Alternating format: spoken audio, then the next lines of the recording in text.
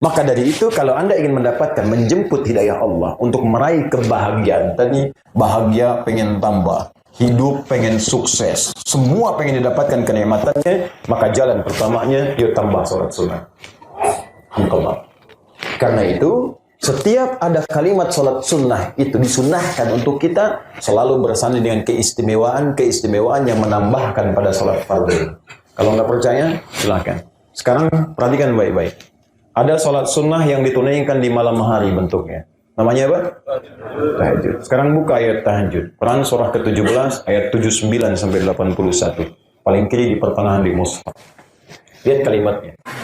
Wa minal laili fatahajjad bih. Dan dari sebagian malam, nggak usah semua. Terlalu berat, jangan semua malam, sebagiannya jangan sedikit. Ya, ada lail, ingat, ada lail, ada lailah, itu beda. Tidak sama. Kalau lailah tambah ta itu sifatnya keistimewaan yang melekat di malam. Ya, itu lailah. Makanya ketika Allah menyebutkan malam Al-Qadar pakai lailah karena malam itu istimewa, beda dengan malam biasa. Inna anzalnahu fi lailatul qadar. Kenapa pakai lailah bukan lail? Karena malam itu istimewa, beda dengan malam-malam biasa.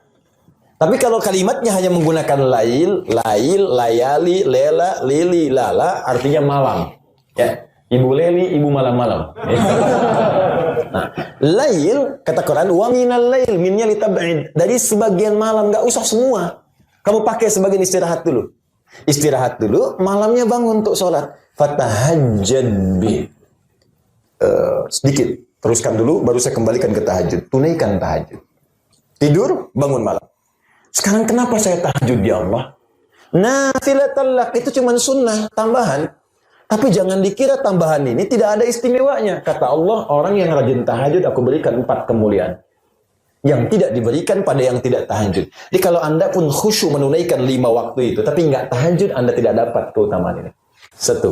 Asa ayyab'athaka rabbuka maqaman mahmuda. Ada maqam mahmuda, beda. Kata Allah, orang yang rajin tahajud, asa, dalam ilmu nahwu, asa sering diartikan dengan sesuatu yang dekat pada kepastian. Maka kata Allah, saya akan dekatkan, saya pastikan akan saya dekatkan dia dengan diangkat pada martabat yang sangat terpuji. Maqam mahmuda, tingkat kedudukan atas dan disukai. Kadang-kadang ada orang naik jadi pimpinan, orang lain nggak suka. Ada orang naik jadi bos, orang lain nggak suka. Tapi ini beda, begitu dia naik, orang paham semua, pantas dia naik, memang bagus dia. Maqam mahmuda. 2. Waqur rabbi adkhilni mudkhalas. Dan katakan saat tahajud minta. Orang yang rajin tahajud, kata Allah, aku akan bimbing cara dia mengawali pekerjaannya. Di setiap dia beraktivitas dibimbing oleh Allah, sehingga apa yang dia lalui selalu baik. Mau bekerja, tiba-tiba mudah, nggak perlu nyogok, nggak perlu keluar macam-macam dan sebagainya. Jalan aja. Saya pernah ajarkan ini pada salah satu pejabat. Saya diundang keluarganya untuk, ini saya ajarkan. Demi Allah saya katakan, saya nggak perlu sebutkan namanya. Dia masuk, seorang pejabat besar, kaya, luar biasa, rajin tahajud. Rajin sedekah, rajin macam-macam. Dia amalkan ayat itu. Setiap karirnya naik, nggak pernah dia macam-macam. Nggak pernah nyogok, nggak pernah ini itu. Naik aja seketika, ada orang paham semua. Orang pintar, orang bagus, orang ini. Tahajud. Wa akhrijni mukhrajas sidq. Dan kalau punya kesulitan, kata Allah, aku akan bantu dia menemukan jalan keluar yang terbaik. Diberikan jalan keluar, enak gitu. Tiba-tiba macet. Begitu mau masuk ke macetan, ada orang datang. Pak, jangan lewat sini macet. Kok bisa datangnya ke orang itu, bukan pada yang lain?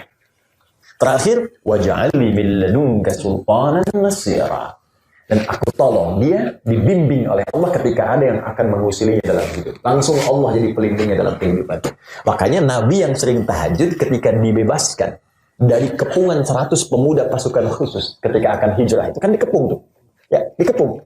Apakah Anda tahu orang mengatakan lalat masuk pun ketahuan, tiba-tiba diselamatkan oleh Allah dengan kalimat-kalimat yang indah. Salah satunya pengaruh dari ayat dan kebiasaan. Tahajud.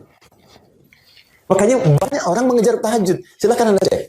Demi Allah saya katakannya, buka kitabnya Al-Imam An-Nawawi, namanya At-Tibyan. Jadi beliau sebelum mengarang Al-Arba'in 42 hadis.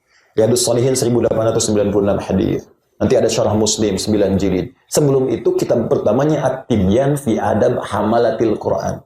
Di situ beliau menjelaskan kebiasaan para sahabat yang ahli Quran, bahkan ada yang pedagang. Pedagang, pebisnis, pengusaha, dosen, macam-macam disebutkan di situ. Tapi kebiasaan mereka hampir seluruhnya tidak pernah meninggalkan tahajud. Bahkan disebutkan oleh beliau, maaf, Utsman bin Affan, Abdurrahman bin Auf, Tamim Ad-Dari, tiap malam tahajudnya sampai khatam Al-Quran. Jadi yang dikejar itu tahajudnya. Dia Abdurrahman bin Auf tuh begini, harta itu udah nggak kepikiran, nah udahlah biasa. Yang beliau kejar itu untuk mendekati pemilik hartanya. Jadi kenikmatannya itu saat tahajud nih. Saking nggak ada nilainya lagi.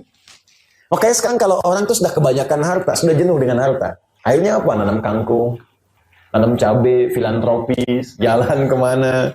Ya cuma pakai kaos itu kan, jalan. Karena kenapa? Nggak ada hal yang bisa diarahkan dalam jiwanya. Ini haus ruhnya itu. Islam sudah memberikan obatnya.